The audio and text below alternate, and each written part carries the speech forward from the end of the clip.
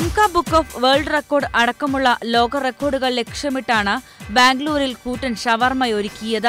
അന്താരാഷ്ട്ര ഷവർമ ശൃംഖലയായ റാബ്സ് ഇന്ത്യയിലെ ആദ്യ ഔട്ട്ലെറ്റ് ബാംഗ്ലൂരിൽ ആരംഭിച്ചതിന്റെ ഭാഗമായിട്ടായിരുന്നു ഏറ്റവും നീളം കൂടിയ ഷവർമ ഒരുക്കിയത്. ബാംഗ്ലൂരിലെ സെന്റ് ജോസഫ്സ് കോളേജ് ഓഫ് കൊമേഴ്സിലെ വിദ്യാർത്ഥികളും റാബ്സും ചേർന്നാണ് റെക്കോർഡ് ബ്രേക്കിംഗ് ഷവർമ ഉണ്ടാക്കിയത്. 100 kilo grilled chicken, vegetables, pickles എന്നിവ ചേർത്ത് 140 അടി നീളത്തിൽ ലോകത്തെ ഏറ്റവും നീളം കൂടിയ ഷവർമ പാകം ചെയ്യുകയായിരുന്നു.